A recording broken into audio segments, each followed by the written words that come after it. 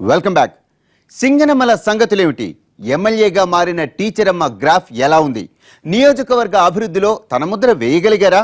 ఏ హామీలు ఇచ్చారు? ఎంత మేరకు నెరవేర్చారు?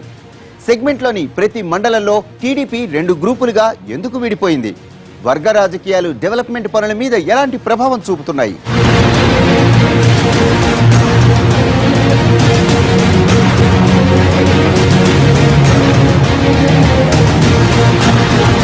ఎమ్మెల్యే టికెట్ వచ్చే వరకు యామిని బాల ఎవరో అనంతపురం జిల్లాలో పెద్దగా తెలియదు. మాజీ మంత్రి సమంతకమణి కుమార్తెగా ఆమె అనుచరులకు తెలిసినా పెద్దగా పరిచయాలు లేవు. అందరి దృష్టిలో ఆమె సాధారణ టీచర్. 2014లో అనుకోకుండా అవకాశం వచ్చింది. ఇష్టం లేకుండా పోటీ చేసి గెలిచారు. ఇప్పుడు ప్రభుత్వ విప్ హోదాలో ఉన్నారు.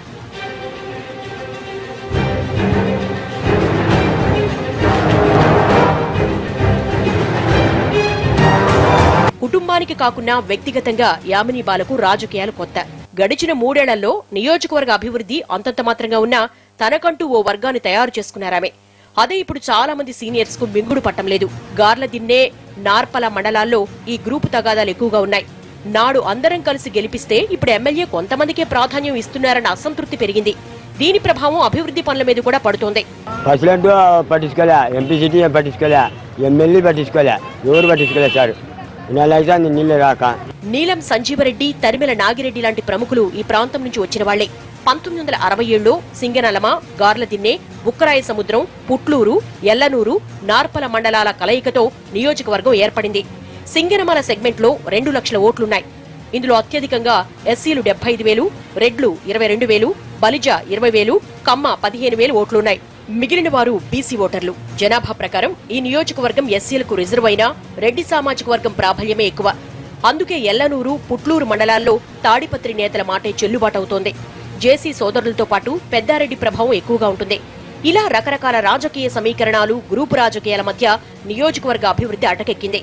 సాగునీటి పరంగా సింగనలమ చెరువుకు చాలా ప్రాధాన్యముంది. దీని నమ్ముకుని ఉద్యాన పంటల్ని సైతం సాగు చేస్తున్నారు. ఒక్కసారి చెరువు పూర్తిగా నిండితే ఏళ్ల తరబడి సాగు, తాగునీటికి ఇబ్బంది ఉండదు. వర్షాలతో నిండే అవకాశం ఎలాగూ లేదు కాబట్టి మిడ్ పెన్నార్ నుంచి నీటిని తీసుకొచ్చి కష్టాలు తీరుస్తారని హామీ ఇచ్చారు ఎమ్మెల్యే. కానీ ఇంతవరకు అతీగతి లేదు. చెరువులు వెలవెలబోతోంది. దాంట్లో బోర్లు కూడా ఎండిపోతున్నాయి. 1700 అడుగులు వేసినా 2 ఇంచుల నీళ్లు రావడం లేదు. నమ్ముకొని నాటిన తోటలు ఎండిపోతున్నాయి. దీనిపై రైతుల్లో తీవ్ర వ్యతిరేకత వ్యక్తమవుతోంది. బోర్లు వేసినా కూడా నీళ్లు పడడం లేదు, భూగర్భ జలాలు ఎండిపోయినాయని చెప్పి ఇక మొన్న అందరి కాలు వచ్చి కొంచెం మాకు పైన కాల దగ్గర వాళ్ళకి నీళ్లు పెరిగినాయి సార్. మాకు తాగడానికి కూడా మా ఊర్లో కొంచెం అట్లా ఉపయోగపడుతున్నాయి. అట్లా బట్టలు ఉతుక్కోవడానికి ఇట్లా పశువులకి అట్లా పని జరుగుతున్నాయి సార్. ఊరు బోర్లోనే పని జరుగుతున్నాయి. ఇంకా మళ్ళీ బయట బోర్లు యావి పని జరగలేదు సార్. అంతా ఎక్కడే కానీ మా బోర్లో పని చేయడం లేదు సార్. సింగనలమతో పాటు ఎల్లనూరు, పుట్లూరు మండలాల్లో తాగునీటి సమస్య ఎక్కువగా ఉంది. అయినా శాసనసభ్యురాలు పట్టించుకోలేదన్న ఆరోపణలు వస్తున్నాయి. పనులు మానుకుని మరీ ట్యాంకర్ కోసం ఎదురు చూడాల్సిన దుస్థితి.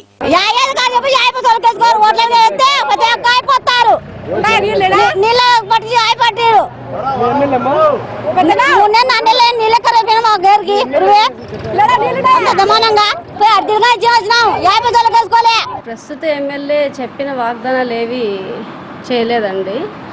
ఆమె పరిశ్రమలు తెప్పించాలి ఈ నియోజకవర్గంలో అన్నారు. ఇంతవరకు ఒక పరిశ్రమకి శంకుస్థాపన చేయడం కూడా నేను ఎక్కడ చూడలేదు. ఇంకా తాగునీటి సమస్య తీరుస్తానన్నారు. తాగునీటి సమస్య ఇంతవరకు తీర్చలేదు. ప్రజలు రాత్రి పగలు ఎప్పుడు ట్యాంకర్లు వస్తాయా, ఎప్పుడు పట్టుకుందామా అని బిందెలు పట్టుకుని ఎదురు చూస్తున్నారు. మేము నిద్ర లేకుండా ఈ నీళ్లు పట్టుకోవడానికే సరిపోతుంది. మాకు ఒక్కరోజు ఒకవేళ తప్పిస్తే ఇంకా స్నానానికి కానీ తాగడానికి కానీ దేనికి నీళ్లు ఉండవమ్మా అని చాలా ఇబ్బందులు పడుతున్నారు. ఎమ్మెల్యే మాత్రం తాగునీటి సమస్య పరిష్కారానికి చేయాల్సిందంతా చేస్తున్నారంటున్నారు. కోట్ల రూపాయల నిధులు లెక్కలు చెబుతున్నారు. ఈ చుట్టూ ఉన్నటువంటి కాలనీలన్నిటికీ కూడా తాగునీటి సమస్య ఉన్నందున 1,45,00,000 రూపాయలతోటి ఈ కాలనీలకి తాగునీటి పైప్ లైన్ వేయించడం, ఉన్నటువంటి బుక్కరాయ సముద్రం సమ్మర్ స్టోరేజ్ ట్యాంక్ నుంచి ఈ నీటిని సరఫరా చేయడానికి మనం టెండర్లు కూడా పిలిచినారు. త్వరలోనే పనులు ప్రారంభిస్తారు. ఎల్లనూరు, పుట్లూరు మండలాలకు అక్కడ ఉన్నటువంటి గండికోట నుంచి నీటిని అందివ్వడం జరుగుతోంది. కాబట్టి నాబార్డు ద్వారా 130 కోట్లకు ప్రపోజల్స్ మనం సబ్మిట్ చేయడం జరిగింది. ఎల్లనూరు, పుట్లూరు కొన్ని గ్రామాలలో ట్రాన్స్పోర్టేషన్ పైననే సంవత్సరం పొడుగునా నీటిని సరఫరా చేసే దుస్థితి మనకు కనిపిస్తుంది. మనం తాగునీటి సమస్య గుర్తించి 1,45,00,000తోటి నార్పల మండలంలో మనము మన గ్రౌండ్ చేసినాం, బోర్డులు వేసినాం. సలకం చెరువు లాంటి టీడీపీ పట్టున్న ప్రాంతంలో పార్టీ గ్రూపు కొట్లాటలు అభివృద్ధి పనుల మీద ప్రభావం చూపుతున్నాయి. పనుల కాంట్రాక్టులు వాళ్లకొస్తే వీళ్లకొస్తే వాళ్ళు అడ్డుపడుతూ మొత్తం మీద రోడ్లు వేయకుండా చేస్తున్నారు.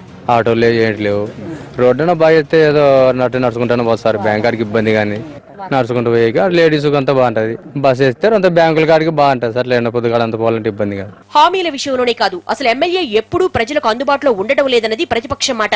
ఇక ఆమె ఏం చెయ్యలేరన్న ప్రచారంతో ప్రజల్లోకి వెళుతోంది. టీడీపీకి పట్టున్న గార్లదిన్నెలోని గ్రూపు కొట్లాటల్ని ఆసరాగా చేసుకుని అక్కడి నుంచే పుంజుకునే ప్రయత్నంలో ఉంది ప్రతిపక్ష పార్టీ. ఒక్కళ్ళు కూడా మేము యామిని బాలగారిని చూసాము అని ఎవరు చెప్పలేదు. ఈ ఇసుక దందా అనేది ఉల్లికల్లులో అక్కడికి మాత్రం 2 సార్లు వచ్చారని విన్నాము అంతే. అలాంటి వాటికి తప్ప ఆమె హాజరైందైతే ఎక్కడ కనిపించలేదు. అసలు ప్రజలకు కూడా అందుబాటులో లేరు. ఆమె పేపర్లో ఫోటో చూడడం తప్ప డైరెక్ట్ ఆమెని కలిసి సమస్యలు చెప్పుకోవడానికి ఆమె ఎప్పుడు అందుబాటులో లేరు. 2014 మునుపు సింగనలమకు మాజీ మంత్రి శైలజానాథ్ ప్రాతినిధ్యం వహించారు. అప్పట్లో గార్లదిన్నె మండలానికి ఇన్ఛార్జి ఎంఈఓగా పనిచేశారు యామిని బాల. ముందు ఈ నియోజకవర్గం టీడీపీ అభ్యర్థిగా రవికుమార్ అనే ప్రభుత్వ ఉద్యోగిని ఎంపిక చేశారు. కానీ సకాలంలో ఆయన రాజీనామా ఆమోదం పొందలేదు. దీంతో సింగనలమ సీనియర్ నేతలంతా పట్టుబట్టి కుటుంబ చరిత్ర దృష్ట్యా యామిని బాలకిప్పించారు. ఇదంతా తనకు గుర్తుందని, ప్రజల మనిషిగా ఉండాలనుకుంటున్నానే తప్ప దూరం వెళ్లే ప్రసక్తే లేదంటున్నారామే. ప్రతిపక్ష సభ్యులు ఉన్నప్పుడు కేవలం వాళ్ళ ట్యాంకర్లో పెట్టుకోవాలి, వాళ్ళ తోటల నుంచే తీసుకురావాలి, బిల్లులు కూడా వాళ్ళు చెప్పినప్పుడే వేయాలనేది ఒక వింత వాతావరణం ఉంది. ఏది ఏమైనా మేము ఈ సంవత్సరం ఈ నీటిని ఎదుర్కోవడానికి ఇదే బుక్కరాయ సముద్రంలో సిద్ధిరాచర్లలో 30 లక్షలతోటి పలు చోట్ల మేము కార్యక్రమాలు చేపట్టడం జరిగింది. 130 కోట్లతోటి ఈసారి 6 మండలాలకు కూడా మేము నీటిని అందించే చర్యలు తీసుకోవడం జరిగింది. మొత్తం మీద సింగనలమలో నీటి సమస్య ప్రధానంగా ఉంది. ఈ విషయంలో ఎమ్మెల్యే చర్యలు సంతృప్తిగా లేవు అన్న అభిప్రాయం ప్రజల్లో ఉంది. దానికి తోడు అధికార పార్టీ వర్గపోరు అభివృద్ధి మీద కూడా ప్రభావం చూపుతోంది. వచ్చే ఎన్నికల్లో గ్రూపు కొట్లాటలే టీడీపీకి అవరోధంగా మారే అవకాశం ఉంది. ఆ గ్రూపులను బేస్ చేసుకుని ఎదిగే ప్రయత్నంలో ఉంది వైసీపీ. దీంతో ఈసారి ఇక్కడ రాజకీయం రసవత్తరంగా మారే అవకాశం ఉంది.